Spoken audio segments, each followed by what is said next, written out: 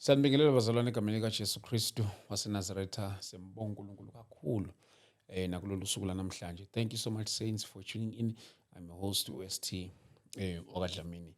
Today I'm joined by my brother ke esinayo namhlanje whom we've been communicating up until ize lifike leli langa lanamhlanje. But before we start, ngizocela ukuthi ke sicele enkosini ukuze yonke into esiyenza lapha uNkulunkulu asilekelele kakhulu. Siyakudumisa Baba uNkulunkulu namandla nangezimpilo zethu kakho konke okwenzeka kule ndawo. uNkulunkulu othiwe ingcwele, sicela umusa kuwe ngegama lika Jesu Kristu waseNazaretha. We pray mighty Father uNkulunkulu namandla ukuthi ngalezi ingxoxo ezizokwenzeka lapha kule ndawo, uNkulunkulu mawusenzele umusa ngegama lika Jesu Kristu waseNazaretha. Siyakubonga weqiniso in the name of Jesus Christ.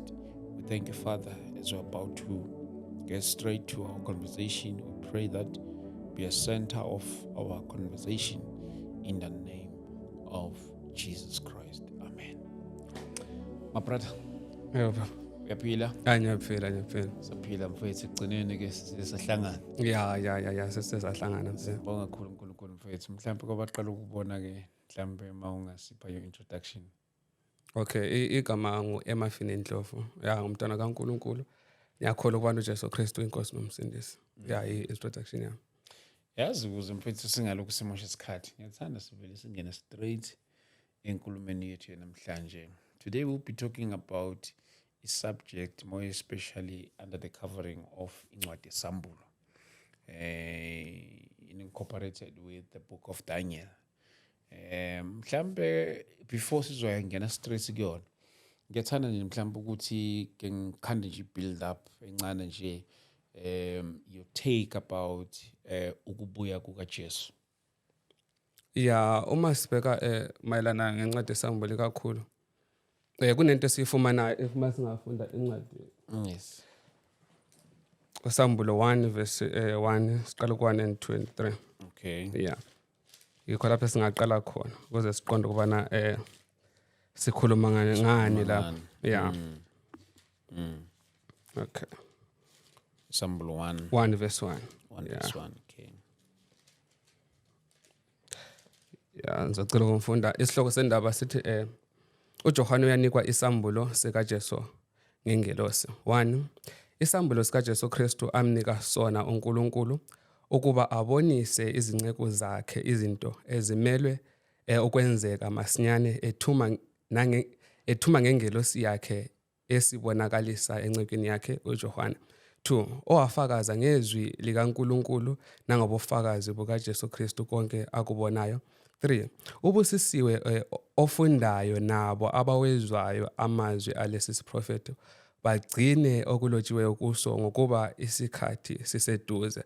So into esifumana lapha ngoverse 1 ithi isambulo sikaJesu Kristu amnika sona uNkulunkulu. So incwadi yeRevelation kuyisambulo sikabani sikaJesu Kristu amnika sona obani uNkulunkulu. Ngengelosi. Yes, ngengelosi. So inhloso yencwadi yeRevelation ilapha ithe isambulo sikaJesu Kristu amnika sona uNkulunkulu ukuba abonise izinceko zakhe izinto ezimele ukwenzeka masinyane.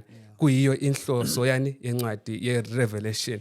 So kubalulekile ukubana singamaKristu singabalandeli bakaJesu Kristu sifunde lencwadi ngenxa ukubana kule ncwadi kunezinto okumele zinjani zenzeke masinyane. Okay. So ukuze kuthi lapho masenzeka lezo zinto thina siyazi ukubana sokuyisikhathi salezo zinto. Okay. Sesifikile lezo zinto because uNkulunkulu uyasithanda kakhulu bathandekayo.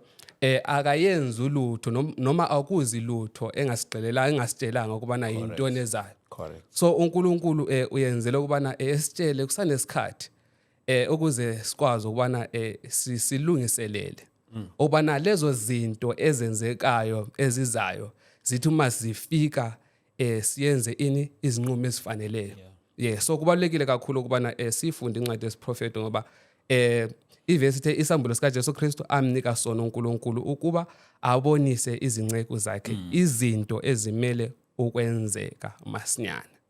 So u3 ngimthanda kakhulu u3 ithi ubusisiwe ofundayo nabo abawezwayo amazwi alesi prophet bagcine okulotshiwe kuso ngokuba isikhathi siseduze. So uNkulunkulu umemezela izibusiso kuwo wonke umuntu onjani ofunda incwadi yesiprofeto ekaSambulo nalabo abanjani abawezwayo amazwi alesi prophet.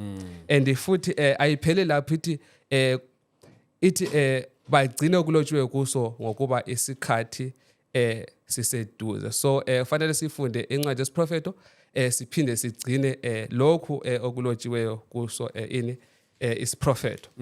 Yes. So yeah, iyo introduction kakhulu ekaSambulo okufanele siqonde ukubana lesi sambulo isambulo sika Jesu Kristu. Asizo sika Johane. Okay. uJohane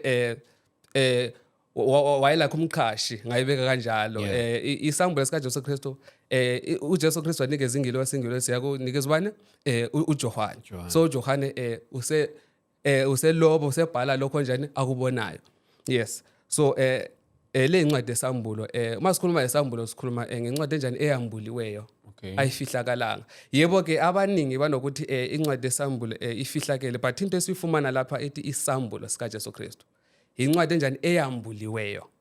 Aso incwadi enjani efihlakeleyo. So incwadi enjani eyambuliweyo. So ekakhulu sizobheka uchapter 13 kaSambulo, uchapter 13 kaSambulo. Ilesi sizongena kuyona. Yeah, ilesi sizongena kuyona. Okay. Yes, ngethemba soyifumana. Yeah. So isihloko sendaba sithi izilo ezimbili. Izilo ezimbili. Kukhuluma ngezilo lapha. Kukhuluma ngezilo uma sikhuluma ngezilo esikhuluma ngesilo esikhuluma ngenyamazana animal into ehlala ngayo ehlathini. Yeah, kukhuluma ngezilo. So zimbili izimiso zokuqonda incwadi yesiprofeto. Zimbili izimiso zokuqonda incwadi yesiprofeto, because incwadi yesiprofeto kukhulunywa ngezilo, kukhulunywa nangolwandle. So awungeke ukwazi uku-understand ungaqondanga ukubana incwadi yesiprofeto iqondwa kanjani. So zimbili izimiso zokuqonda incwadi yesiprofeto. Number 1, iBhayibhili lona ngokwalo fanele lizitolike lona ngokwalo iBhayibhili. iBhayibhili fanele linjani lizitolike lona ngokwalo. Kunencwadi kaPetro 1 Peter chapter 1 verse 19 20 21 iyachaza ukubana incwadi yesiprofeto ayinjani ayambulwa ngomuntu ngokwakhe. So abantu beqhutshwa ngumoya ongcwele banjani bakhuluma kaNkulunkulu. So incwadi yesiprofeto iBhayibhili lona ngokwalo fanele lizitolike. Uma kukhulunywa ngesilo fanele sidinge ivesi echaza ukubana intoni isilo, yini isilo. Number 2, siqhathanisa umbhalo nombhalo. Incwadi kaIsaiah 28 verse 9 and 10. Siqhathanisa umbhalo nombhalo. So njengoba isihloko sendaba sithe izilo ezimbili lapha kukhulunywa ngesilo. So fanele sidinge igama eliyilo echaza ukubana intoni isilo ukuze siqonde ukubana kukhulunywa ngani lapha. So incwadi kaRevelation 13 njengoba ikhuluma ngezilo ezimbili. Incwadi kaRevelation 13 uverse 1 ukhuluma ngesilo esikhuphuka kuphelwandle. So uma siyabheka ngalesi silo esikhuphuka elwandle kuprofethiwe kukhulunyiwe ngaso ngemva kuDaniel 7. So ukuze sikwazi ukuqonda kahle ukubana yisiphi lesi silo fanele siqale kubani kuDaniel 7. kuDaniel 7. So sizo summarize uDaniel 7 because inde kakhulu. Uma singayibheka yonke kungathatha isikhathi. So asiqale kuDaniel 7. So ngizomfunda uDaniel 7 verse 1 ngize ngephelela ku verse 8. So indaba esokhuluma ngayo lapha iqala ku verse 7 and 8 then sikoyehla siyaphansi. So isihloko sendaba sithi izilo ezine. So izilo ezingu4 lapha. Khuluma ngezilo ezingaki ezingu4. Yeah, ezingu4. Njengoba sithe incwadi yesiprofeto ukuze siqonde iBhayibhili fanele lizinjani lizitolike lona. Fanele lizinterpret. So first of all ukuze abazalwane bengalahleki fanele siqale siqonde ukubana masikhuluma ngezilo ezine sikhuluma ngani. Yes, God sesifunda. Kulele same chapter uDaniel 7 verse 17 and 23. 17. Yeah, verse 17 and 23 ifundeka kanje ithi lezo zilo ezinkulu ezine zingamakhosi amane ayakuvela emhlabeni. So iBhayibheli lapha selizidolikile okubana izilo yini zingamakhosi. So uma sikhuluma ngalezi zilo ezine ezingo4 sikhuluma ngamakhosi ango4. Ku verse 23 ithi wayesesithi isilo sesine siyakuba ngombuso okuyikuthi isilo siyakuba ngombuso okuyikuthi izilo represent ini amakhosi noma ini umbuso. So igama esolisebenzisa lapha elizo kubana sithi sikhuluma ngani ngemibuso engu4 ukuze si understand. So Daniel 7 sikhuluma ngani ngemibuso engu4.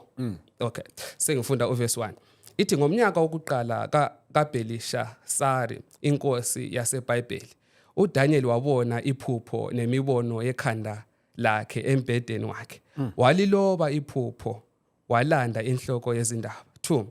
uDaniel wathatha wathi ngabona embonweni wami ebusuku bheka imimoya yomine yezulu yavumbuluka elwandle olukhulu. 3. izilo ezine ezinkulu zakhuphuka elwandle zahlukile esinye kwesinye. Izilo ezine ezinkulu zakhuphuka elwandle zahlukile esinye kwesinye. So njengoba sithe masikhuluma ngezilo sikhuluma ngemibuso ukuthi le mibuso iphuma kuphi elwandle. So njengoba sithe iBhayibheli fanele izidolike lona ngokwalo kubana yintoni fanele izidolike lona lokwalo. So sithola ukuthi izilo ngumbuso. So fanele sidolike ukubana yintoni ulwandle. So singahamba ku Revelation 17 verse 15. Revelation 17. Yes, Revelation 17 verse 15.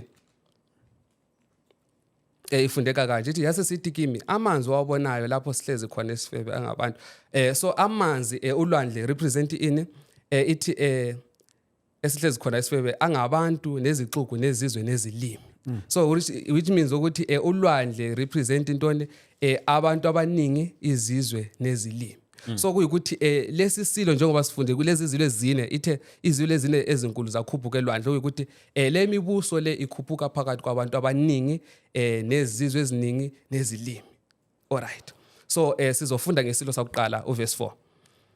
Ithi esokuqala sasi njengengonyama sasi sinamaphiko okhozi ngabheka aze ahluthwa amaphiko aso saphakanyiswa emhlabeni samiswa ngezinyawo ezimbili njengomuntu sanikwa inhliziyo yomuntu. So leso yiso isilo senjani sakuqala sasi njengani njengengonyama.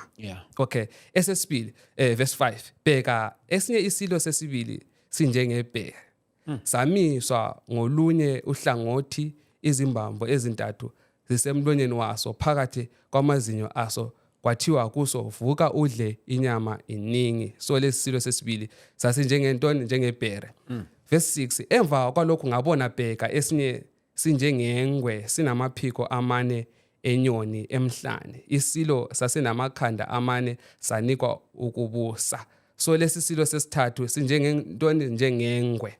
So sesifumana izilo ezinjani ezintathu lapha. Esakuqala sinjengengonyama, esesibili sinjengebhere, esesithathu sinjengengwe. So verse 7 isilo sesine. Ngethemba aqaleni ngishilo ukubana sizobheka kakhulu 7 and 8. Okay. So 8 ithi emva kwalokho ngabona embonweni ebusuku bheka isilo sesine esesabekayo sinamandla siqinile kakhulu sasinamazinyo amakhulu ensimbi sadla saphula sanyathela okuseleyo ngezinyawo zaso sahlukile kuzo izilo ezazingaphambi kwaso sasinezimpondo ezishuma siphelele lapha. So lesi silo sesine kuthiwa isilo sesabekayo asinikezwa igama kuthiwa isilo njani esesabekayo esinamandla. So uma singabheka siqale kwisilo sakuqala lesi silo esinjengengonyama. So lesi silo esinjengengonyama sichilo ukuthi isilo represent intoni umbuso. So sikhuluma ngombuso lo onjani ukuthi onjengengonyama. So uma siyabheka ukuthi bana nguphi lo mbuso okhulunywa ngawo lapha uma singabheka kuBhabhilona iBhabhilona isimboli yayo bekuyingonyama. Then ingonyama yangikhona ikoba nani namaphiko. So which means ukuthi lesi silo esikhuluma ngaso lapha yini iBhabhilona. Okay. So esesibili silo ukuthi asasinjengebhere. So uma singabheka ngeBhabhilona iBhayibheli ibusile from 605 BC to 539 BC. Then ekupheleni kwaleminyaka u539 BC iMedo-Persia yakhonka iBhabhiloni. Okusho ukuthi leso isilo enjani sesibili esinjengenjani njengeBhere. So ekuqaleni sile Bhabhilona umbuso waqala olandelayo iMedo-Persia eyakhonka intoni iBhabhilona. Ithi verse 6 emva kwalokho ngabona bheka esinye sinjengengwe. So lesi silo sesithathu sinjengengwe. So ekuqaleni kubusa iBhabhilona yakhonkwa intoni iMedo-Persia. iMedo-Persia yona yabusa from 539 BC yaphelela ku331 BC. Yakokhonkwa intoni iGreece. So lo ngumbuso owani wesithathu onjengengwe iGreece. So ekuqaleni sineBhabhilona, Medo-Persia, Greece. Then verse 4 sokusikhuluma ngombuso wesi4 lapha. Lo mbuso lo kuthiwa ngumbuso isilo esinjani esisabekayo. Ithi emva kwalokho ngabona embonweni ebusuku bheka isilo sesine esisabekayo. So leso yiso isilo sesine esinjani esisabekayo. So umbuso wakhonka iGreece umbuso weRome. So kuqala iBhabhilona kulandele iMedo-Persia kulandele iGreece kulandela iRome. So iBhabhilona ibuse from 605 BC yakhonkwa iMedo-Persia ngo539 BC. Kwakobusa intoni iMedo-Persia ngo539 BC yakokhonkwa iGreece ngo331 BC.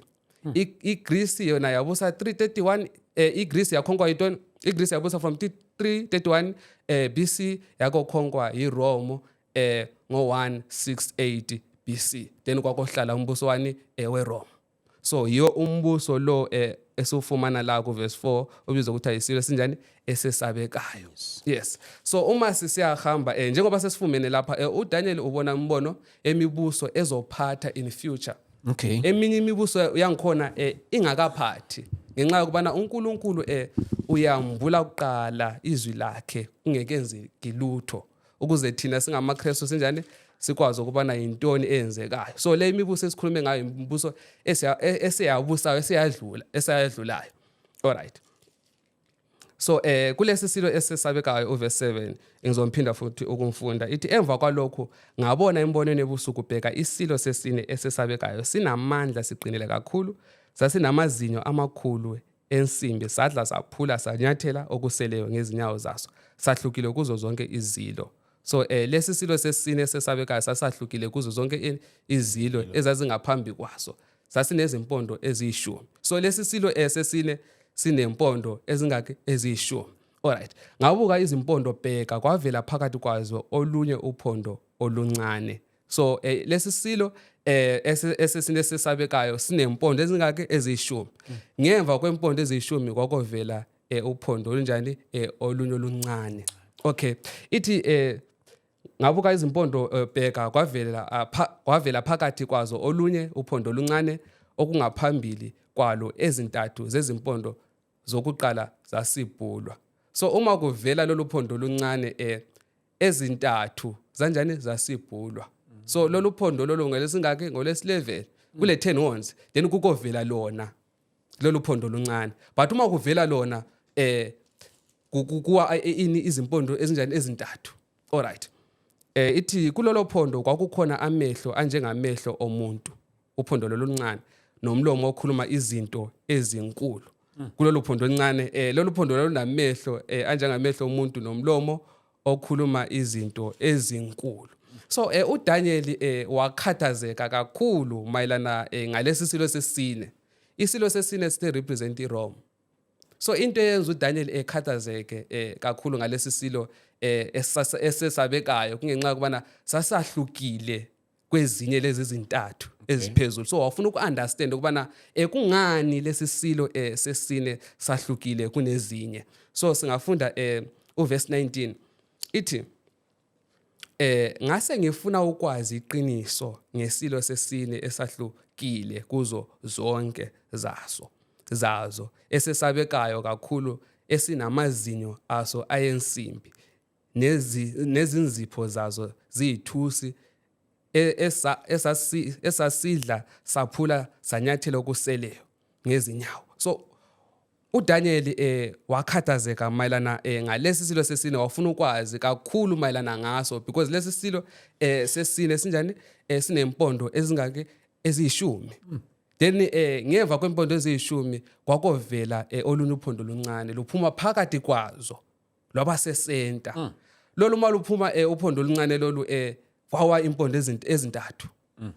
So sikhulumile sathi ekuqaleni kubuse intoni iBabylona, iBabylona yakhonkwa intoni iMedo-Persia, kwabusa iMedo-Persia yakhonkwa intoni iGreece, kwabusa iGreece yakhonkwa intoni iRome. So yiso lesi silo sesabekayo. But lesi silo sinempondo eziyishumi. Sinempondo ezingake eziyishumi. So uma siyabheka ngokwesiprofeto njengoba ngishilo kwasekuqaleni ukubana ukuze siqonde incwadi yesiprofeto fanele izwi linjani lizitolike lona ngokwalo kubana intoni izimpondo eziyishumi.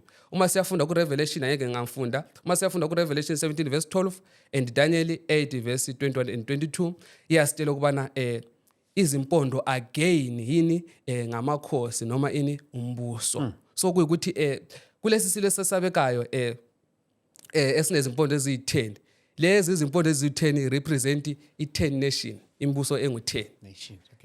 Then ku-10 nations lana ngemva ku-10 nation kwakovuka futhi uphondo oluncane represent ukuthi kuzovuka ini umbuso omncane olandelayo ngemva kwani kwe-10 nations. Okay, sesingafunda mayelana ngophondo oluncane sizwe kubana uphondo oluncane luzoyenzani ukuze sikwazi ukubana yiluphi loluphondo oluncane. Ithi 20 nangezimpondo eziyishumi ezazisekhanda laso nolunye olwavelayo ezawa phambi kwalo ezintathu kulolo phondo olwalu namehlo nomlomo ukukhuluma izinto ezinkulu olukubonakala kwalo kwakukhulu kunezinye. Ngisabheka lolo phondo lwala nabangcwele lwabahlula. So i-10 nations uma sikhuluma i-10 nations iRome ekubuseni kwayo ayikhonkkwanga ngelinye ilizwe. iRome yathi phelelwa ngamandla yahlukana yaba yi-10 nations. Yizo i-10 horns. I-10 impondo ezingake eziyishumi. So lezi zizwe ezaphuma enjani eRome zingu-10. iRome yahlukana yaba yi-10 yaba yimibuso engake engu-10. Then le mibuso uma siyayibheka awaqala ngizozama ukuyimenshina oqala iGermany, Portugal, Italy, France, England, then Spain, then le 7 Switzerland, Switzerland. Then kukoba ne-Heruls and Vandals and Ostrogoths. So ungabheka kule imibuso engu-10 engimenshinileyo sinemibuso engu-7. But uma siyabheka kusiprofetho ngapha kunophondo oluncane oluphuma ngaphakathi kwe-10 nation. Then uphondo lwana maluphuma kuzowa amakhosi amathathu kuzowa imibuso enjake emithathu. So umbuso wavela ngemva kwe-10 nations lezi engimenshinileyo umbuso wePapacy. Papacy state Roman Catholic.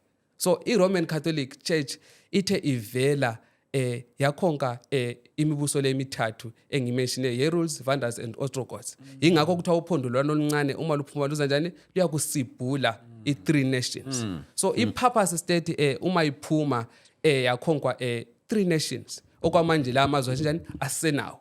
Sisalelwe yi7. Okay. Ithi ngisabheka lolo phondo lwalwa nabangcwele. So lolo phondo oluncane kuthiwa lwalwa nani nabangcwele. Uphondo oluncane. So uphondo oluncane sithe yini ngumbuso wePapacy iRoman Catholic. So iRoman Catholic umbuso wePapacy uma sabheka ubana ilwe nini nabangcwele. Singaya back from 538 AD to 1798 ngesikhathi se-Dark Ages iPapacy state yabulala amaKristu. So kuyikuthi kuyafakazelana lokuthi lolu phondo oluncane represent iPapacy state Roman Catholic. Alright. Singafunda ku verse 24.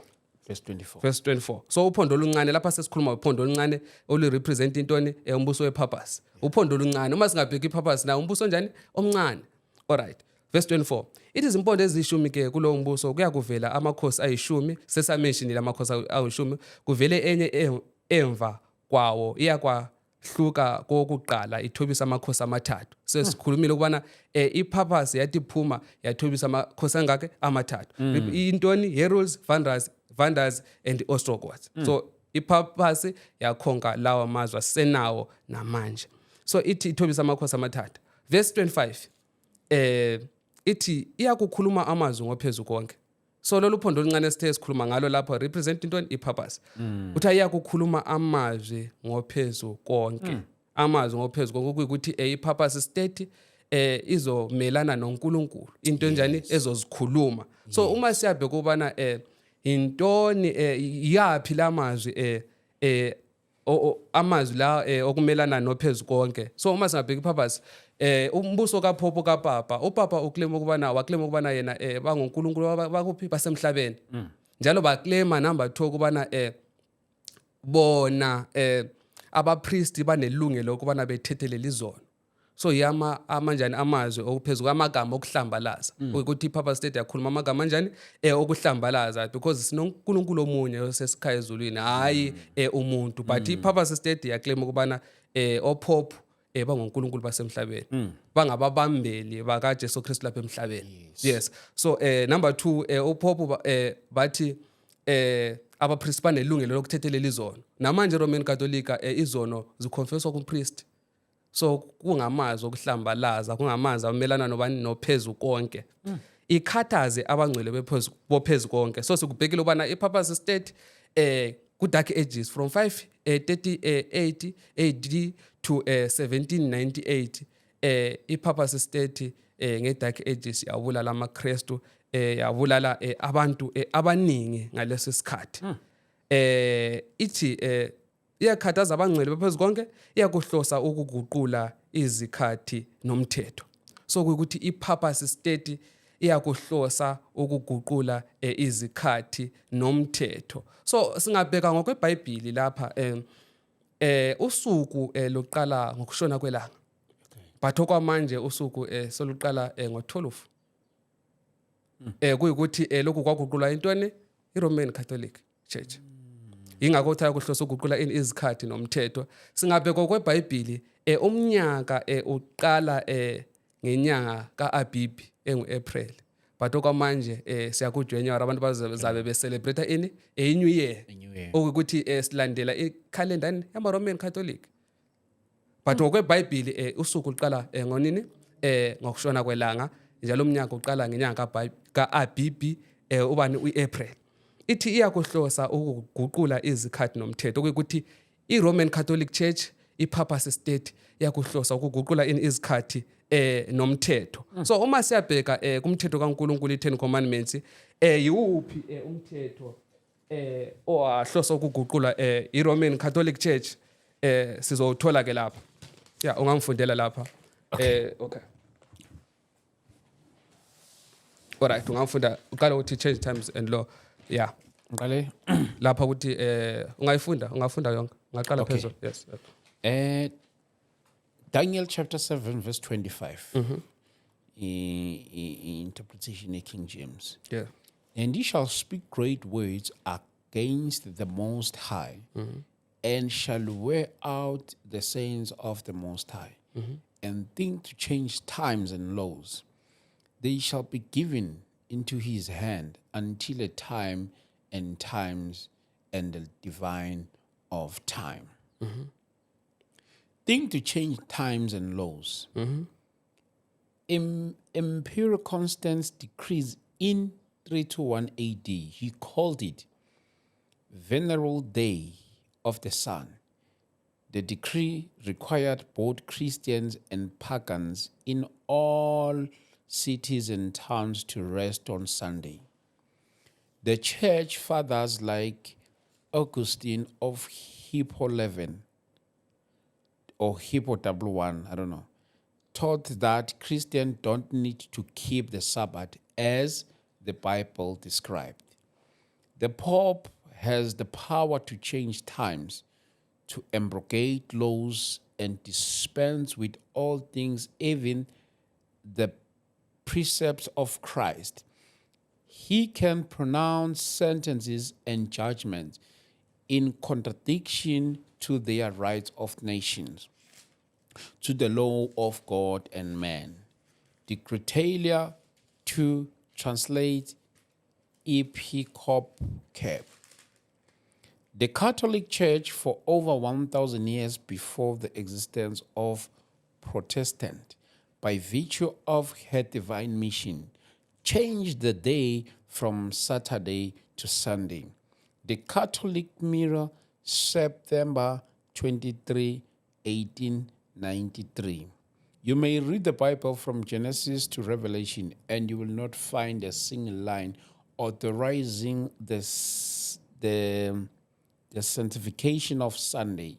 The scriptures enforce the religion observance of Saturday, a day which we Catholics never sanctify. James Cardinal Gibbons, The Faith of Our Father. Question: which is the Sabbath day? Answer: Saturday is the Sabbath day. Question: why do we observe Sunday instead of Saturday? Answer: we observe Sunday instead of Saturday because the Catholic Church in Council of Laodicea 336 AD transferred from solemnity from Saturday to Sunday. Peter Jimenan, The Convert Catechism of Catholic Doctrine, 2nd edition, 1910, page 50. In the 300s, Constance, a sun worship, encouraged the adoption of sun worship practices into the now apostolizing church, including Sunday, Easter, so on. In mentioning Catholic Church, they record the following statement: the Sunday, purely creation of the Catholic Church. American Catholic Quarterly Review, January 1883. Sunday, it is a law of Catholic Church alone. American Sentinel Catholic, June 1893. Sunday is our mark of authority. The Church is above the Bible, and the transference of Sabbath observation is proof that the fact. The Catholic Record, London, Ontario, September 1st, 1923. The Pope has power to change times. Yes, yeah, bengicela umbambele khona mphathi wami. Kuthiwa uPope unamandla okutshintsha ini izikhathi nani nomthetho. But uma sifunda kuncwadi ka Jakobe 4 verse 12 ithi munye ongumisi umthetho. But uPope ubona lezi zinto sizifumana kumabhuku eRoman Catholic Church.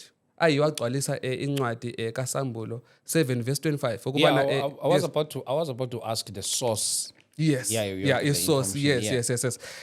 Njengoba lapha kuDaniel 7:25 ithe umbuso wephapasi uzokuhlosa ukuguqula izikhathi nomthetho. So lezi zinto sizifumana kubani kuRoman Catholic Church kuPapal State. Isikhuluma ngokwayo ukubana iRoman Catholic Church iPapal State iyaguqula ini usuku lweSabatha laba yiSunday. So laba bathi uPope unamandla okuguqula izikhathi nomthetho. But uma siyafunda uJakobe 12 verse 4 ithi munye ongumisi umthetho nomahluleli. So uNkulunkulu nguye ongumisi umthetho. So ukuthi akekho umuntu onelungelo lokuguqula ini umthetho. But iRoman Catholic Church baguqula izikhathi nomthetho bagcwalisa incwadi kabani kaDaniel 7 verse 25. So ukuthi isiprofeto sagcwaliseka into yaprofetwa nguDaniel emva. iPapal State ingakabusi. But ngo-321 AD uConstantine yikho lapho waqala khona ukuguqula usuku lweSabatha laba yiSunday. Ngo-336 yikho lapho the questions what is the Sabbath day? Bavuma ukubana iSaturday iSabbath day.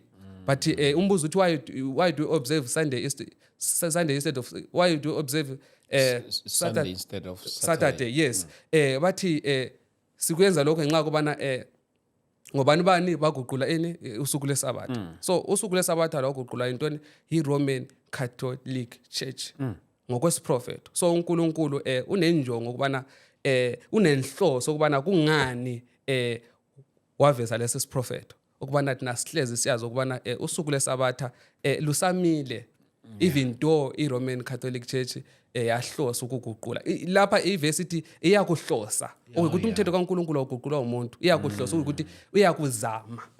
Yes. So i-Roman Catholic Church purpose state yiyo eyagcwalisa isiprofeto yaguqula usuku lwani lesabatha laba yiSunday. So njengoba sishilo kubana sizobheka kakhulu Sambulo 13. Yes. Sambulo 13 if unombuzo for abalali ungabuza then sikodlulela phambili. Ngicabanga ukuthi manje singadlulela phambili ne. Okay. Njengoba sishilo kubana uSambulo 13 uyalinka kuDaniel 7. Okay. uSambulo 13 uyalinka kuDaniel 7. So uDaniel 7 sibhekile ngemibuso engu4 then umbuso wesine sathola 10 nations sazimention ukubana yiziphi lezi imibuso lezi zizwe engu10 sathi ngemva kwe-10 nation kuvela uphondo oluncane sakhuluma ukubana uphondo oluncane lolo represent intoni i-purpose state le eyakhataza abangcwele yahlosa ukuguqula izikhathi nomthetho le eyasibhula eyakhonka i3 nation i-Vandals and Ostrogoths and Herulds. So okwamanje sesibheka uSambulo 13 verse 1.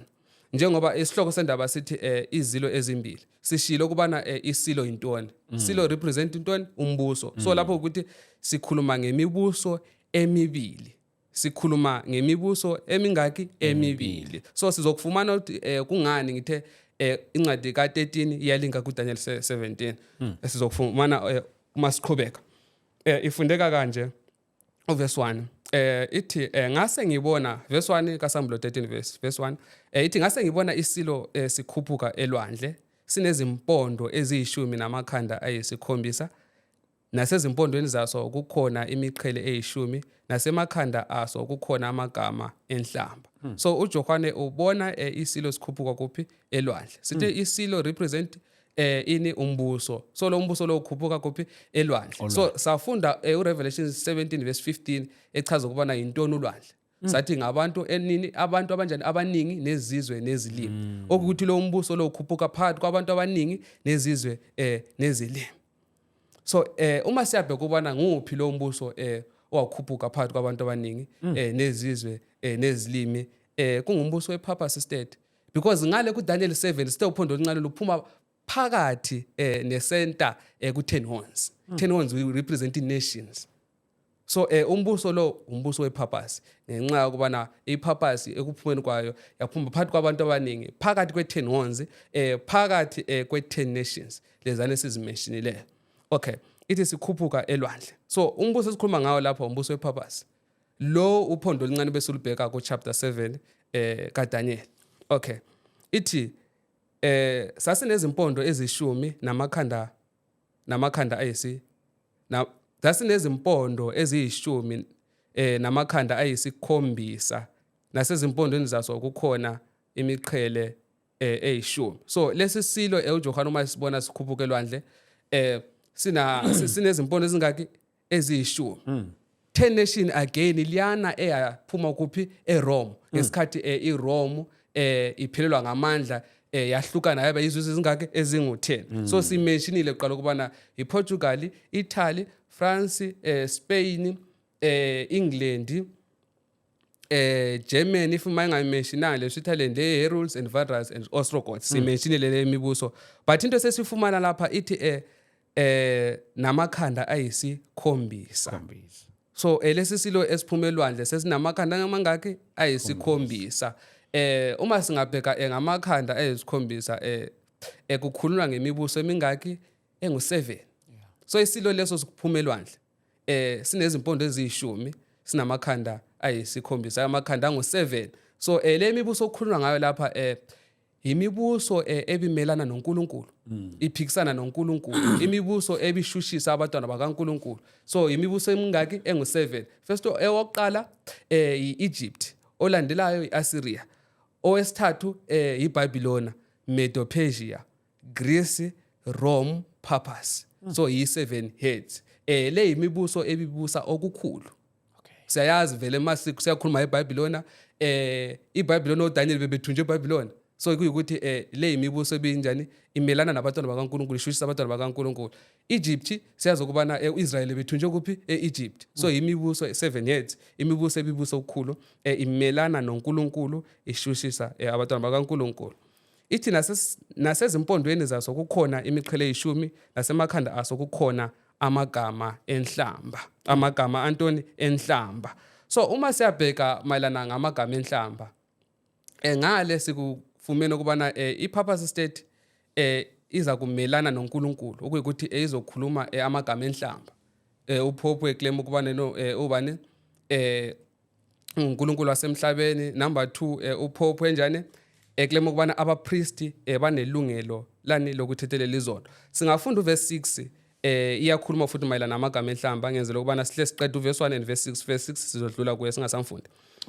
Okay, ithi savula umlomo waso ukuhlambalaza uNkulunkulu ukuhlambalaza igama lakhe nethabanekeli lakhe nabo abahlezi ezulwini. So ukuthi umbuso esikhuluma ngawe lapha umbuso wantoni wepurpose. So ithi savula umlomo waso ukuhlambalaza uNkulunkulu. So ipurpose state ihlambalaze uNkulunkulu kanjani ukubana uPope claim ukubana yena uNkulunkulu wasemhlabeni. Yes, nokuthi abanjane abapriesti banelungelo lokuthethelela izono ukuhlambalaza uNkulunkulu. Because uma siyafunda kulokhuzene kuMarko asambe kuLuka 5 singanxami ukuze abalaleli abazalwane beunderstand kahle. Luka 5 verse 21 if I'm not mistaken. Luka 5 verse 21. 5 verse 21. Ukuze siqonde ukubana masikhuluma ngokuhlambalaza sikhuluma ngani. Sengimfumene uLuka 5:21 ithi ababhali nabaFarisi baqala ukuzindla ngokuthi ngubani lo okhuluma ngokuhlambalaza. Ngubani ongathethelela izono ngaphandle kukaNkulunkulu yedwa na. So umuntu oclaima okubana uyathethelela izono uyabe khuluma ini amagama okunjani okuhlambalaza. So lapha abaFarisi babekhuluma ngoJesu because abaFarisi babengakholwa ukubana uJesu Kristu inkosi nomsindisi ngeke sangena kukho but umuntu onelungelo lokuthethelela izono uNkulunkulu kuphela. uNkulunkulu nguye onelungelo lani lokuthethelela izono. So kuyikuthi umuntu mayeclaim ukubana ethi yena uyathethelela izono ukuthi uyabe khuluma amagama kanjani okuhlambalaza. Yes. Singahamba kuJohane 10 verse 33 if I'm not mistaken. So number 1 amagama okuhlambalaza ukuthi umuntu eclaim ukubana uyathethelela izono. So lezi izinto sizifumana kuphi ku-Purpose State Roman Catholic Church. Yes. So singahamba kuJohane 10 verse 33 if I'm not mistaken sizoyifumana futhi. Ithi bufundeka kanje bamphendula abaJuda bathi asikukhandi ngenxa yemisebenzi omuhle kepha ngenxa yokuhlambalaza ngokuba wena ungumuntu ozenza uNkulunkulu. So umuntu mayezenza uNkulunkulu abekhuluma amagama kanjani okuhlambalaza. So iPurpose State bathi bona banguNkulunkulu basemhlabeni bangombambeli bakaJesu Kristu ukuthi bakhuluma amagama okunjani okuhlambalaza. Yes. Kunento lapha ethintwe kuverse 6 ithi alright 6 kaSamuel 13 ithi savula umlomo waso ukuhlambalaza uNkulunkulu ukuhlambalaza igama lakhe nethabanakeli. Uma siyakhuluma ngethabanakeli kulapha indlu kaNkulunkulu lapho uNkulunkulu behlala khona. Phakathi kwethabanakeli ithabanakeli bidividwe kabili. Okay. Ekuqaleni bizwa ukuthi indawo engcwele esibili kuyindawo engcwele. So kutha iPurpose State yahlambalaza nethabanakeli kaNkulunkulu. Endaweni engcwele bekuhlala umphongolo wesivumelwano. Umphongolo wesivumelwano ngaphakathi komphongolo wesivumelwano bekuhlala i10 commandments. So iPurpose State ihlambalaze kanjani ihlambalaze kanjani ithabanakeli kaNkulunkulu. iPurpose State phakathi komthetho wesine yaguqula usuku leSabatha loba Sunday. So ukuthi yahlambalaza ithabanakeli likabani likaNkulunkulu. Yes. Uverse 2 ithi isilo engasibonayo sasifana nengwe. So isilo esikhuluma ngaso lapha represent umbuso wePurpose. Sikhuluma ngePurpose State Roman Catholic. So ukuthi isilo engasibonayo sasifana nengwe. So kuDaniel 7 ingwe represent iGreece. Okay. Okuyikuthi iPurpose lapha ifaniswa neGreece. So iGreece siyazi ngani? iGreece siyazi ngeze philosophy. okuyikuthi ipurpose iRoman Catholic Church kune philosophy abayisebenzisayo yantoni yeGreece. Ithi nezinyawo zazo zazi njengebhere. Ibhere Daniel 7 ibhere represent iMedo-Persia. iMedo-Persia yaziwa ngani? iMedo-Persia yaziwa ngemithetho yabantu angamasiko abantu ukukhulekela umuntu. Yeah. So ku purpose state kuyafumaneka. uPope bambiza bethi Holy Father. Once wathatha ilokuzene yakho umuntu uyacinga ukubana senjani blessed. Yeah, yokuthi ipurpose state ifaniswa nenani neMedo-Persia ngenxa ukubana isystem abayisebenzisayo ibisetshenziswa intoni iMedo-Persia. Emasiko ukukholela emasikweni abantu ukhuleka umuntu because uPope bambiza bethi bani Holy Father. Ithi nomlomo waso wawunjengomlomo wengonyama. Ingonyama represent iBabylon. Okuyikuthi ipurpose state iyakukhuluma njengeBabylon.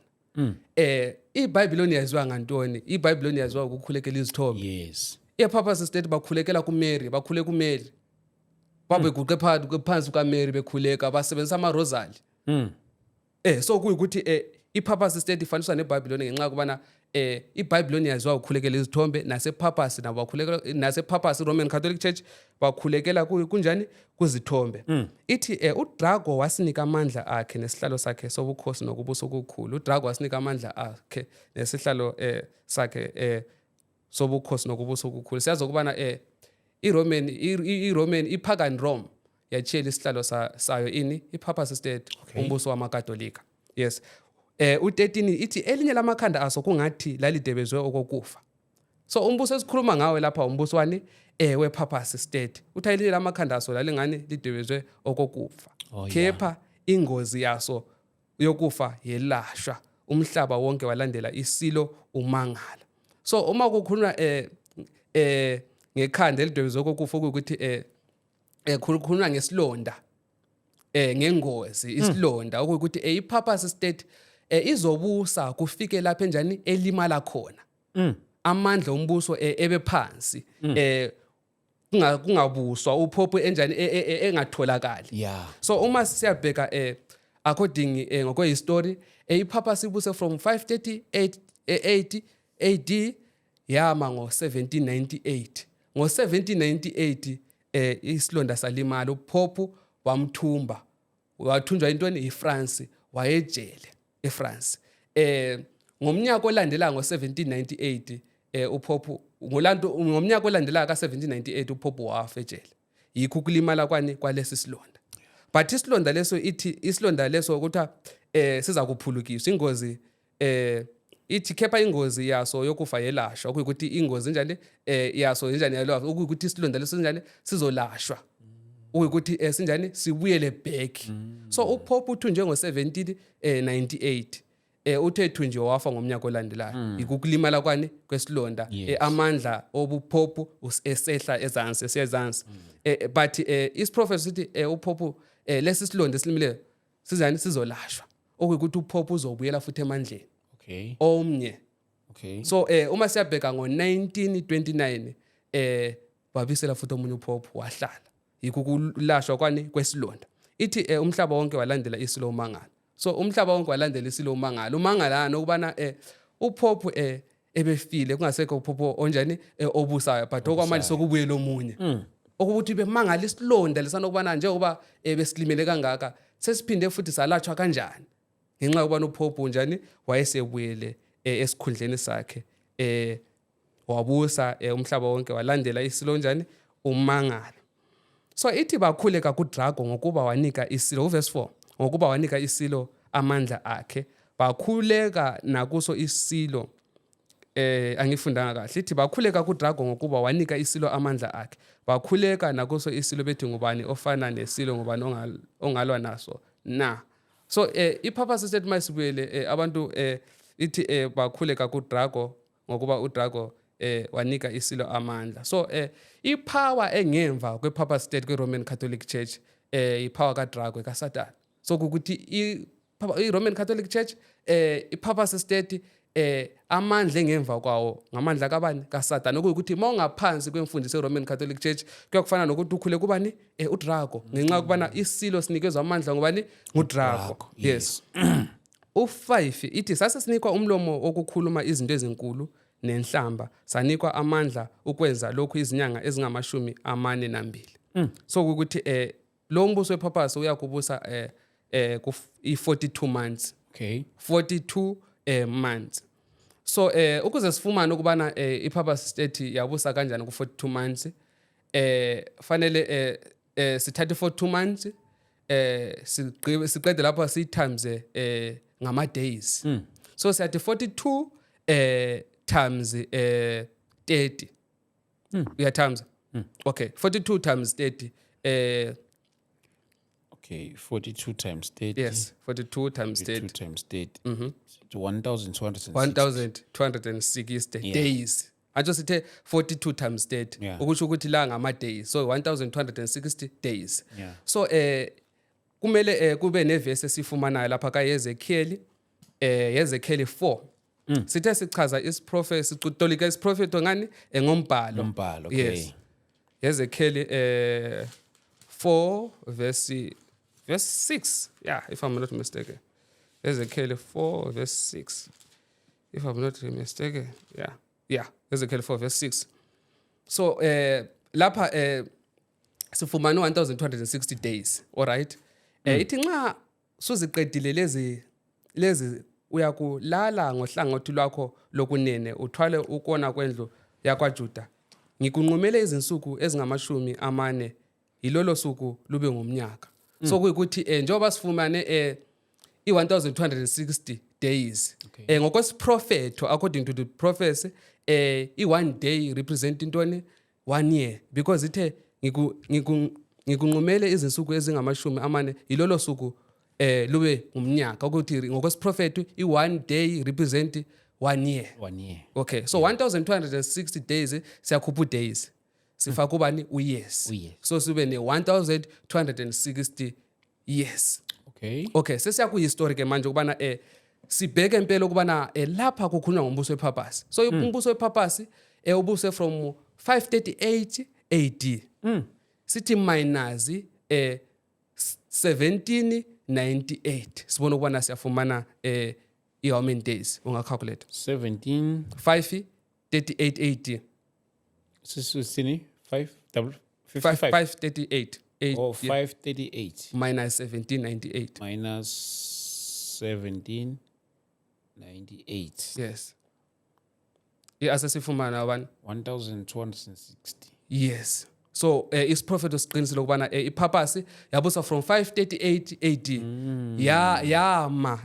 yaphelelwa ngamandla from 1798 lapho kuthunja uphopho isilonda silimala so ipurpose state yabusa le minyaka 1260 years so isiprofeto siqinisile asikhulumi manga sikhuluma impela ukubana ipurpose izobusa le minyaka njalo siyafezeka ukubana lapha sikhuluma ngombuso wepurpose umbuso wepurpose i-Roman Catholic Church ukuthi asukele i-Roman Catholic Church ngiyazi ukubana abanye ba-attend i-Roman Catholic Church so bazothi no uemafini uya-attack i-Roman Catholic Church kanti isiprofeto sikhuluma nge-Roman Catholic Church ngethemba bayazi dark ages amaKristu amaningi bafile nge-Roman Catholic Church then uPope naye wayeza econfessa esevuma ukubana kwenzekile ngemva eseconfessa is true i-Roman Catholic Church yabulala amaKristu from 538 to 1798 so kuyikuthi lapha sikhuluma ngombuso wani wepurpose obuse 1260 years so u6 siyamyeqa mphathi wami because simfundile amagama okuhlambalaza Okay. 7 ithi sanikwa ukuba silwe nabangcwele sibanqobe sanikwa futhi amandla phezulu kwemideni yonke nabantu nezilimi nezizwe so sanikwa ukuba silwe nabangcwele so sikubhekile dark ages i-Roman Catholic Purpose State yabulala amaKristu sanikwa futhi amandla phezulu kwemideni yonke nabantu nezilimi so singabheka i-Purpose State Roman Catholic Church ungayibheka semazweni wonke igama lona ethi Catholic lithi universal kuyikuthi worldwide Roman Catholic Church isemazweni amaningi I think so isemazweni amaningi kakhulu so ingakho kuthiwa sanikwa yezwa ini sanikwa futhi amandla phezulu kwemideni yonke nabantu nezilimi nezizwe ungasikhuluma ngoPope sikhuluma ngoPapa ukhothamelwa ngama-president amaningi Bamkhothamela ngenxa ukubana uDrago uSatane unikezwe ini amandla isilo umbuswane wePurpose. I see. Yes, so vele bambiza ngoHoly Father, bamkhothamela kakhulu. President amaningi bakhothamela ubani uPope ngenxa ukubana uPope unikezwe amandla ngobani ngoSatane. So ingakho beguqa phansi. Ungabheka futhi kwamanye amazwe ngaphambi kokubana kugcotshwe upresident, uPope uyabakhona. Ngenxa ukubana umbuso wePurpose unikezwe amandla ngoSatane. So yiwo vele umbuso wePurpose orulayo emazweni amaningi. Alright. Verse 10 8 ithi bakhuleka kuso bonke abakhileyo emhlabeni wonke ogama lakhe lingalotshwanga encwadini yokuphila iwundlu elihlajiweyo selokhu kwasekelwa umhlaba. Okay, asijampele okuyukuthi bonke uma ungaphansi kwemfundiso yeRoman Catholic Church uin danger ukubana igama lakho alikho encwadini yokuphila ngenxa ukubana likaPope yonke isystem yePope alikho. Yes, lo mbuso lo uranwa ngoSatane. So singamaKristu akufanele sibe ngaphansi kwezimfundiso zani zeRoman Catholic Church ngenxa ukuthi iPurpose iranwa ubani ngoSatane. Abantu abangaphansi kwaSatane ababhala encwadini yokuphila. So u9 ithi uma ekhona onendlebe makezwe 10 uma ekhona onendlebe manjani makezwe. Yes, u10 ithi uma ekhona oyise kuthunjweni uya naye ekuthunjweni. So siyazi ukubana iPurpose state yashushisa amaKristu yayisa abantu ekuthunjweni ngedark ages. Ithi uma ekhona oyisa ekuthunjweni uya naye ekuthunjweni.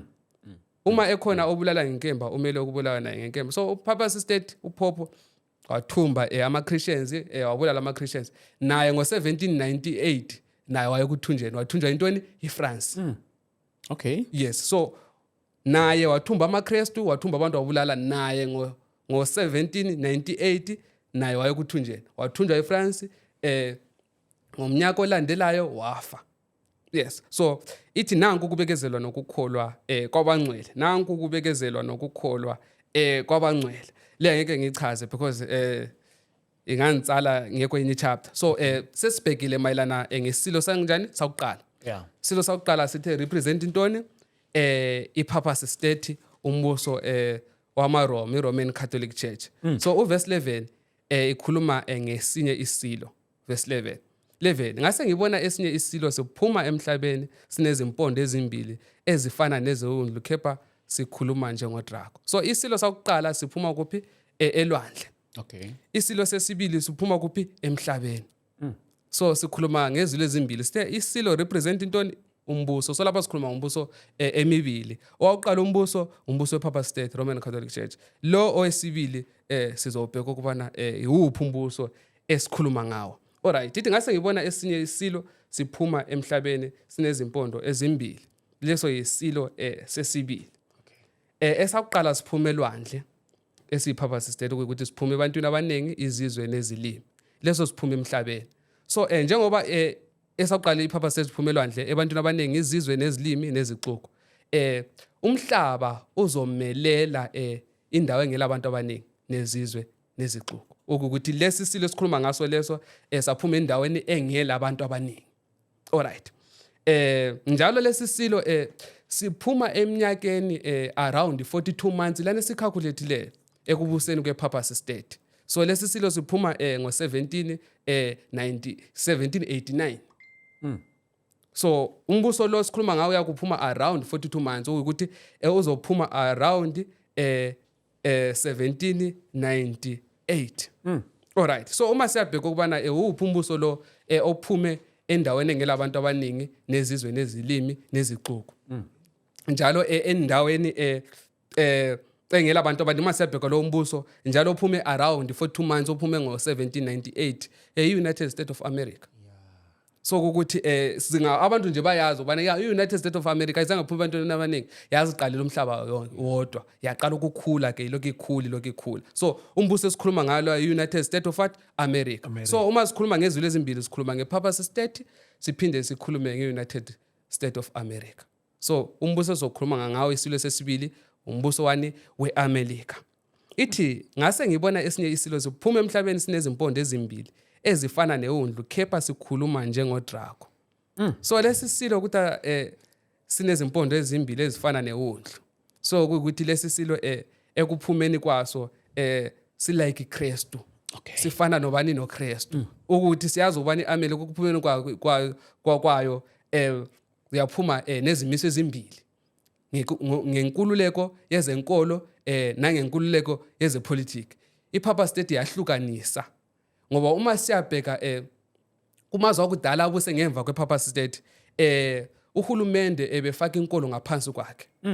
But ilokuzeni iUnited States of America uma iphuma yaza neFreedom yathi inkululeko yani yezenkolo inkululeko yezepolitiki yahlukanisa yathi yezenkolo angeke zibe ngaphansi kukabani kukahulumende ngenxa yokubana lesi silo sifana neundlu ekuphumeni kwaso simsulwa njalo sibukeka simsulwa njalo simnene.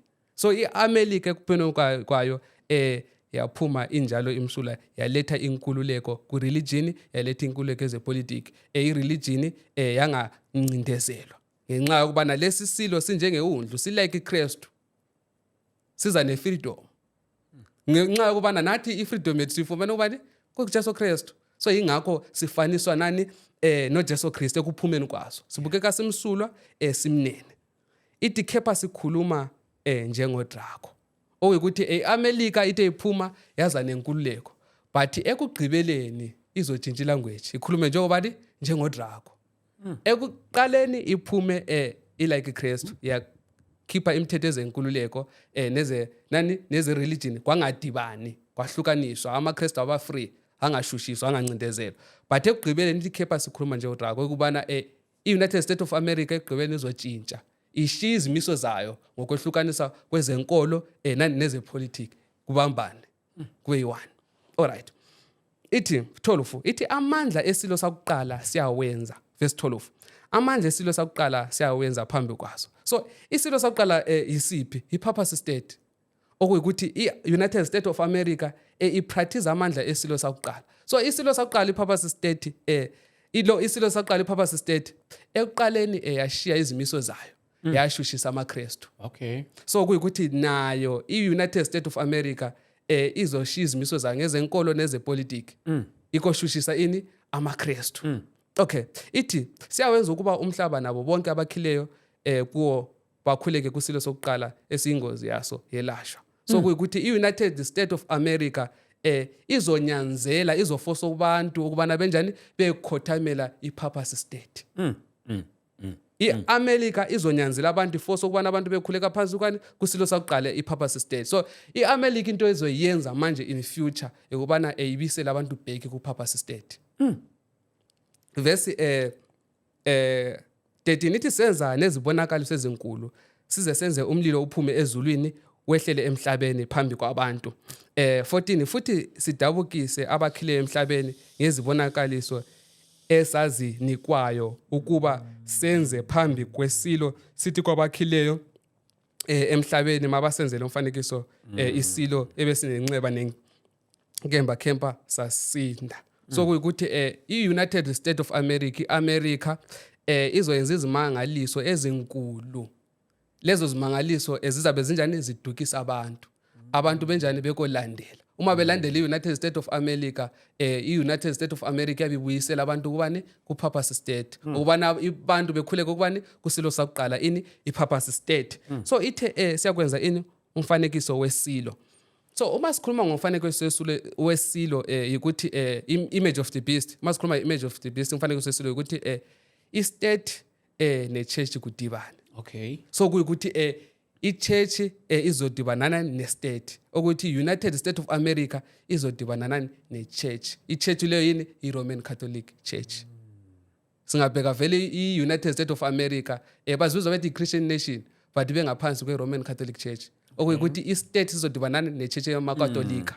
Siko yakha ini umfanekiso wani wesilo. Siko yakha ini umfanekiso wani wesilo.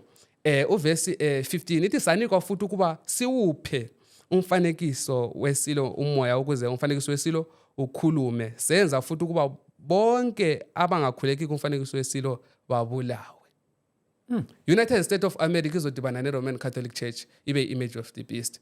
Iqede ibeke i-death decree yokubana umuntu ongakhuleki kumfanekiso wesilo njani abulawe. Kuyikuthi umuntu ozabe abantu abazabe benqaba ukukhuleka kumfanekiso wesilo kuzabe kunomthetho we-death decree ukubana banjani babulawe. So into engifuna lapha siqaphele kakhulu ngiyazi ubana maybe abalaleli bazathi no lapha sikhuluma ngezizwe i-purpose state ile kobo European America ile kobo European so ukuthi bezocela ubana maybe hayi lento into ezoyenzeka khona ngale kuphela akunjalo because iAmerica singayibheka ikhothamelwa ngamazwe amaningi kakhulu.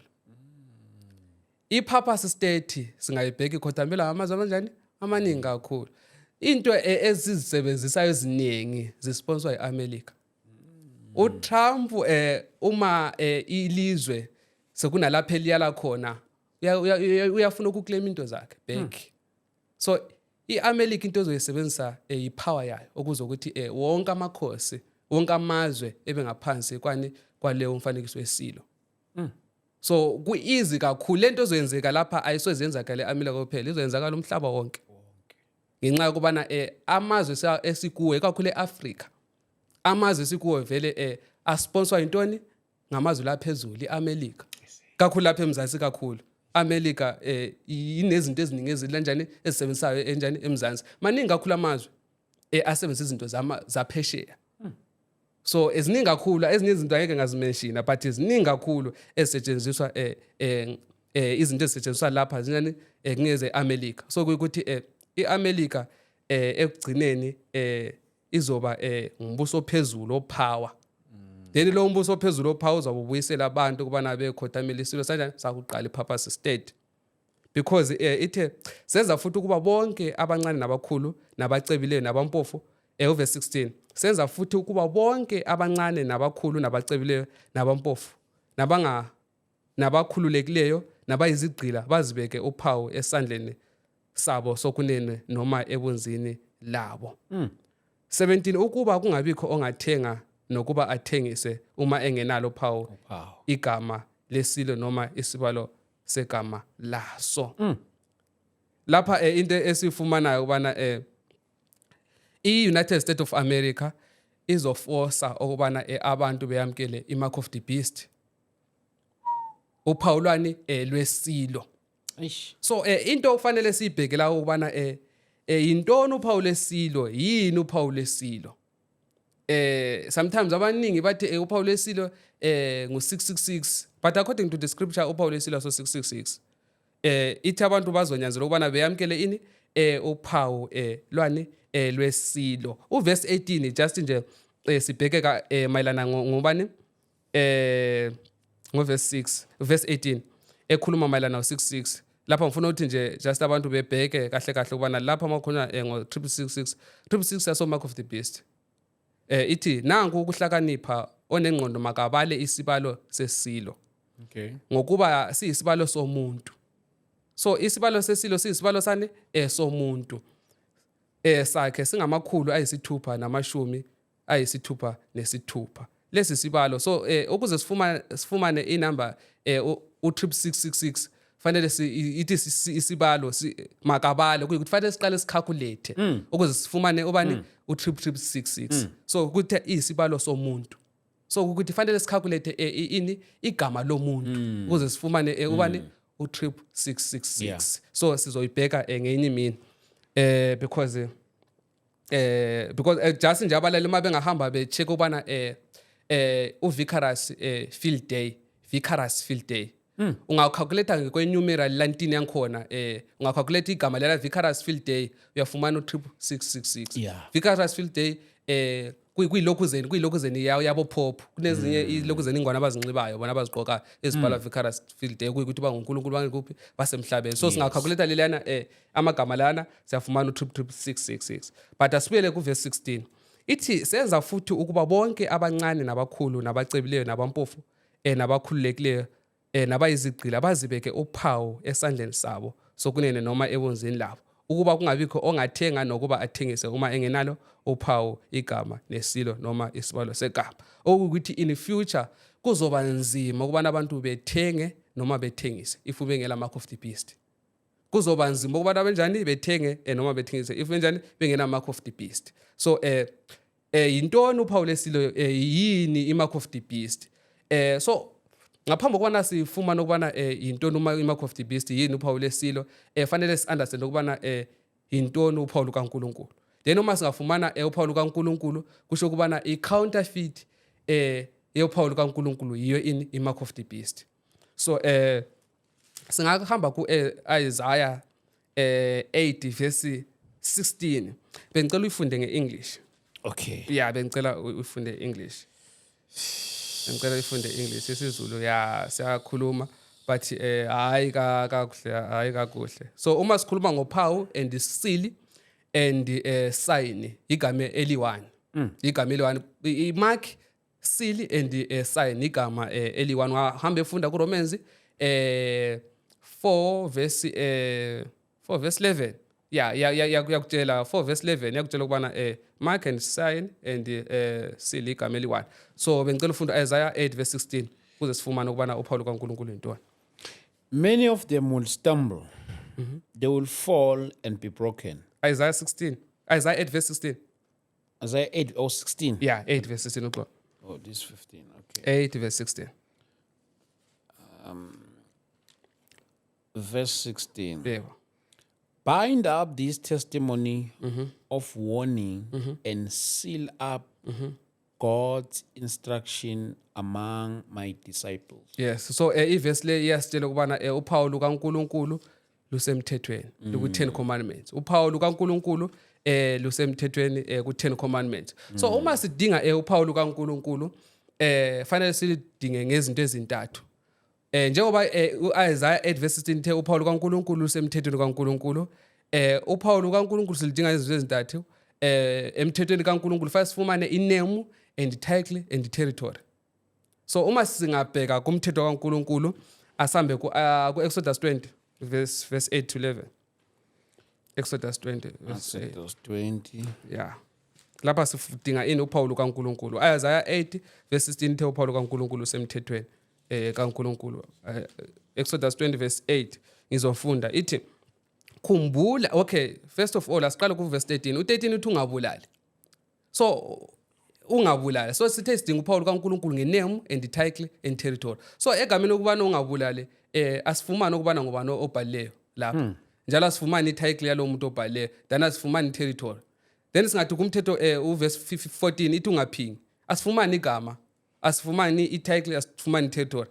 But uma singahamba kumthetho wesine isabatha siyafumana igama, i-name and title and territory. Ifundeka kanje ithi khumbula usuku lesabatha olungcwelise izinsuku eziyisithupha uyakusebenza wenze umsebenzi wakho. 10 kepha usuku lesikhombisa luyisabatha likaJehova uNkulunkulu. So iligama silifumene iyaqhubeka ithi wakho awuyikusebenza umsebenzi ngalo wena nendodana yakho nendodakazi yakho nenceku yakho nencekukazi yakho nezinkomo zakho nomfokazi osemzini wakho.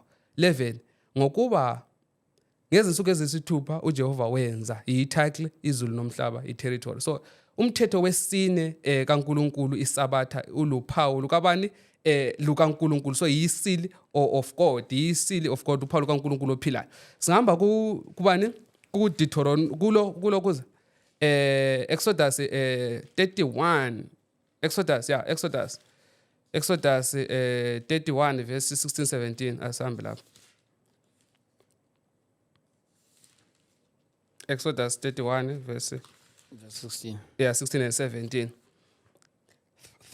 Ithi ngalokho abakwa-Israyeli bayakuligcina isabatha balilonde ezizukulwaneni zabo libe yisivumelwano esiphakade. 17 liwuphawu phakathi kwami nabantwana bakwa-Israyeli kuze kube phakade ngokuba ngezinsuku eziyisithupha uJehova walenza izulu nomhlaba kepha ngosuku lesikhombisa waphumula. So ukuthi lapha siyafumana ubani uphawu lukaNkulunkulu luyisabatha. Ngicela ungifundele nge-English u-Ezekiel 20 verse 12 and 20. Oh, Ezekiel. Yes. Exodus now. Okay. Yes, sesimgqibile Ezekiel 20. So Exodus 31 verse 17 and 17 iyakhuluma ukubana uphawu lukaNkulunkulu luyisabatha. Okay, Ezekiel 20 verse 12 and 17 bengicela ungifundele. 20 verse 12. Yes, 20 verse 12 and 20 again. Okay. Ufundeka kanje nake. 15. Also, I gave them my Sabbath as a sign between us, so they would know that I, the Lord made them holy. Then verse 20. Verse 20. Keep my Sabbaths holy, that they may be a sign between us. Then you will know that I am the Lord, your God. Yes. So ukuthi isabatha liyisayini sithe igama elisayini and mark and seal igama eli1 lisho ukuthi uphawu. So ukuthi elama verse afakazelana ubana ini isabatha liwuphawu lukaNkulunkulu. So njengoba sithe isabatha liwuphawu lukaNkulunkulu kule yini incwadi esoyibheka nayo ngenye imini uSambulo 7 eyekhuluma ngeSeal of God ekhuluma ngophawu lukaNkulunkulu njengoba izwi likaNkulunkulu lithi isabatha liwuphawu lukaNkulunkulu sithe uma singathola uphawu lukaNkulunkulu icounterfeit yophawu lukaNkulunkulu iyo imark of the beast ewuphawu lwesilo so isabatha liwuphawu lukaNkulunkulu so imark of the beast intoni icounterfeit yesabatha icounterfeit yesabatha intoni iSunday so iSunday yiyo intoni imark of the beast bengicela ungifundele kuleli phepha ekugcineni kwalo so imark of the beast uphawu lwesilo ekugcineni kwalo mighty Sunday is our mark. Sunday is our mark of authority. Yes. The church is above the Bible. And the transference of Sabbath observance is proof that of that act. Yes. The Catholic Record, London, Ontario, September 1st, 1923. Yes, so ukuthi ya ungamakhona apho ukuthi iRoman Catholic Church iPapa State yaclaim ukubana ini iSunday uphawu lwabo. So imark of the beast iSunday uphawu lukaNkulunkulu Seal of God ini iSabatha. So ukuthi iAmerica njengoba ithe iverse ithe iAmerica izobuyisela abantu ukubana bekhuleke kusilo sakuqala ukuthi iAmerica izonyanzela izofosa abantu kubana beyamkele iSunday ngenkani okuyikuthi iAmerica izoshushisa amaKristu kubana abantu beyamkele ini iSunday ngani ngenkani so imark of the beast yini iSunday okuyikuthi iAmerica izoshushisa abantu kubana beyamkele ukugcina kwani kweSunday so sinophawu lukaNkulunkulu sinophawu lwani sinophawu lwesilo uphawu lukaNkulunkulu iSabatha uphawu lwesilo yini iSunday so kuyikuthi in future iUnited States of America izodibana neRoman Catholic Church iyakhe ini iimage of the beast uma siyakhe iimage of the beast abantu bekonyanzela ukubana beyamkele ini uphawu lwesilo ini iSunday so yiso lesi prophet uNkulunkulu njani osambulela sona ukubana in future iAmerica izophatha phatha umhlaba wonke ikonyanzela abantu ukubana abantu beyamkele iSunday ngenkani lo ongavumelani nezimiso zeAmerica iAmerica izobeka i-death decree ukubana anjani abulawe kunencwadi engizocela ukuyifunda la kuSambulo 4:14 verse 12 asiqale kulokhu zeni asiqale ku9 Sambulo 14 verse 9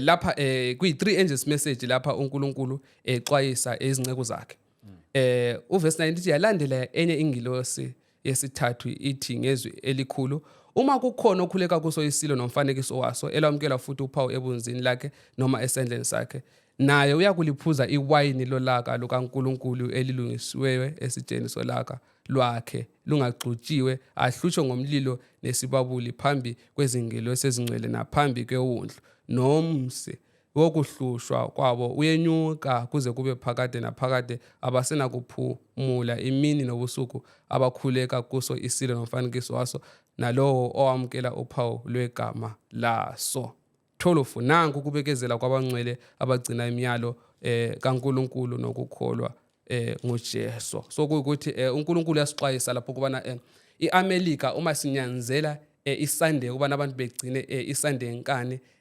uNkulunkulu lokuzeni uyasixwayisa ukubana singayamkeli iSunday ngenkani sigcine so okwamanje asikho kubana umuntu ogcina iSunday selwamkelile ini uphawu lesilo uphawu lesilo luba khona uma solunjani solunyanzelwa uma iUnited States of America isinyanzela because isisiforce ukubana beyamkele iSunday ngenkani so ukuthi ekupheleni kuzoba namaqembu amabili kuzoba nanjani namanjani nabantu abazabe bekhuleka kubani uNkulunkulu odala ezulu nomhlaba begcina usuku leSabatha, then kukoba nabantu abazamkela imark of the beast ini iSunday. So nansi ithi nanku kubekezela kwabangcwele abagcina imiyalo kaNkulunkulu nokukholwa ngoJesu. So kuyikuthi singamaKristu even though iAmerica, United States of America izonyanzela ukubana samukele iSunday ngenkani, sigcina usuku leSunday nonkani, zikhona izinceko zikaNkulunkulu i-144,000 ezoma ingayamkeli ini uphawu lwani lwesilo. Ithi nanku kubekezelwa kwabangcwele bagcina imiyalo kaNkulunkulu nokukholwa ngoJesu Kristu, ukuthi kuzoba nebandla elilabantu, imovement yabantu abangasoze beyamkela iSunday ngenkani, even though isifoso kukoba nabantu abanjani abazoyamkela imark of the beast ini iSunday. Because uma singabuka kulokhu ze ku chapter 13 ithe ku verse 16 ithi senza futhi ukuba bonke abancane nabakhulu nabacebileyo nabampofu nabakhulekile nabayizigqila abazibeke uphawu esandleni sabo sokunene noma ebunzini labo. So la kumeshini into ezimbili, esandleni sabo sokunene noma ebunzini labo. So uma siyakhuluma ngebunzi, ibunzi lelo kuyikuthi kungemva kwebunzi kunani kunengqondo. So kuyikuthi bakhona abazoyamkela iSunday law noma iSunday worship ngengqondo zabo, abazodecide, abazothatha izinqumo ngani ngengqondo. Then ithe esandleni sabo sokunene kukoba nabakhona abazane abazoyamkela iSunday worship, iSunday law ngeaction, okuyikuthi bazabe sebegwenywa ini i-dead degree ebekiweyo bekoyamkela ini iSunday law. So yiso isiprophet uNkulunkulu asambulele sona ukubana in future iAmerica izonyanzela ukubana abantu uyamkele imark of the beast.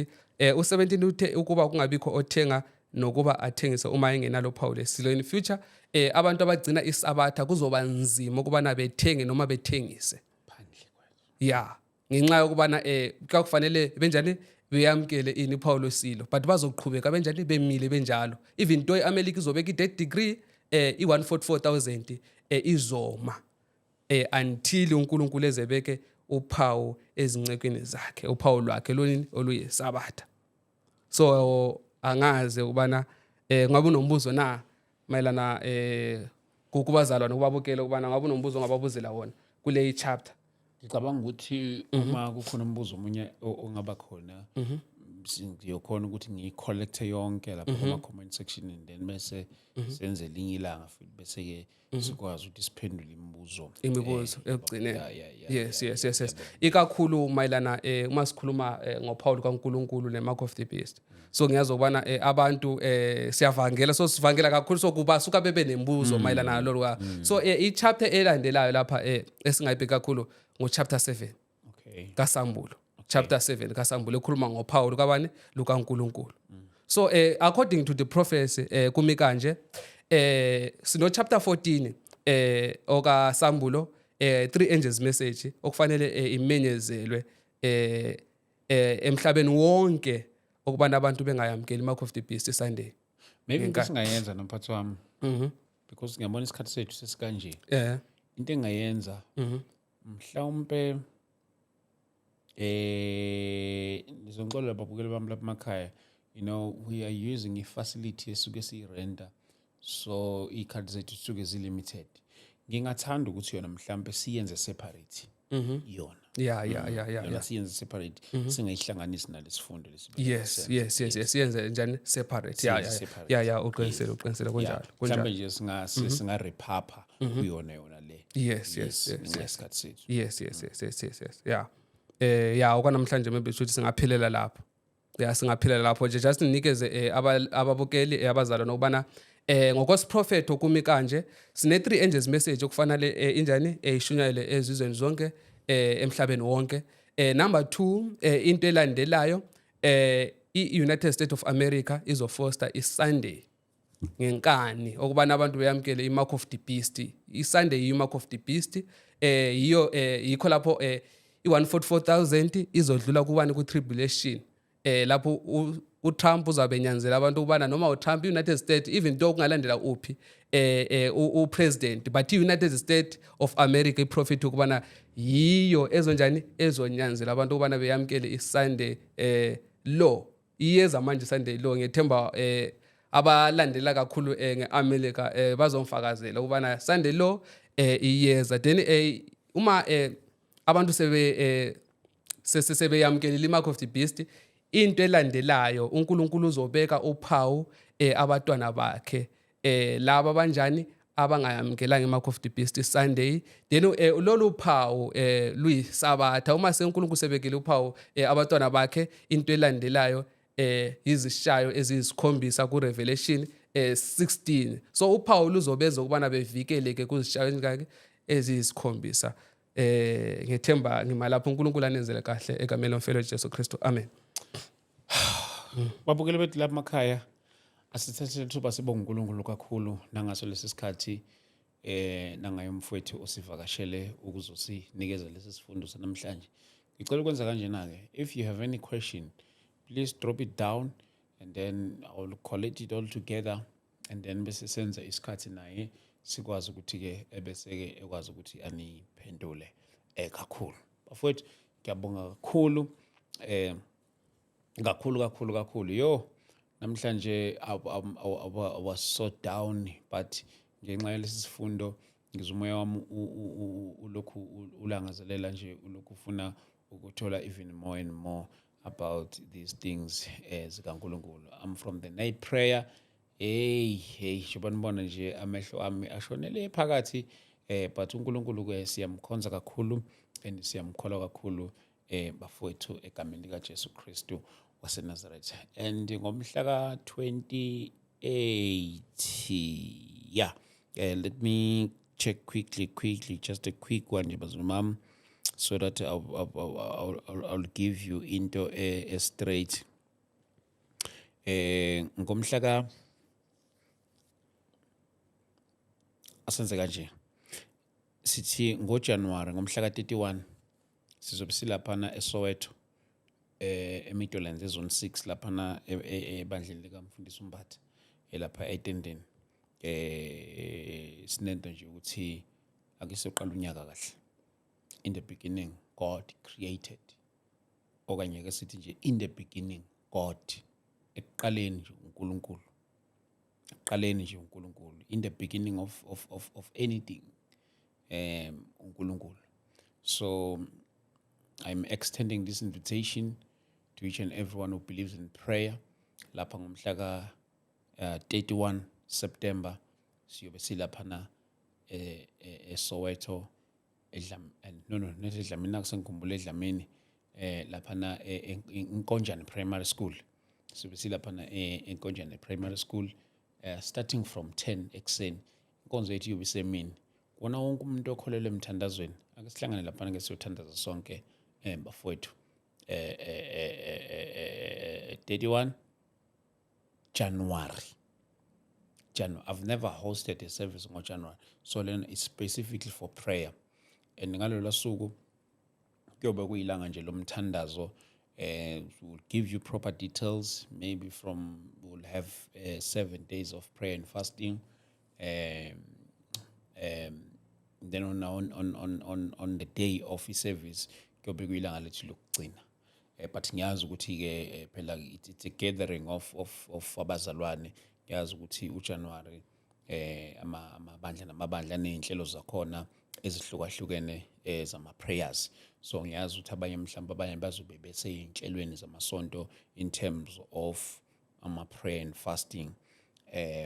But if kanjani then we can have leli langa leli specifically for prayer and fasting lela ngomhla ka 31 January 2026 sibonana khona lapha bafowethu. Then I'll be happy to see you there. And then the month after siyobe sesiya ke eThekwini ngomhla ka 28 February siyobe silaphana ke ngase Wonder Mia Mall iseDurban siyobe silaphana kanye noMama Dlamini City Health Healing Deliverance she's very knowledgeable when it comes to the things of Zakwa Health. So free entry sibe sikhona khona laphana starting from 10 ekuseni. Sive sesiqalile-ke. More dates are coming for our upcoming services. uNkulunkulu kanigcina nibusise sisibonane nange-episode yethu elandelayo. God bless you. Amen.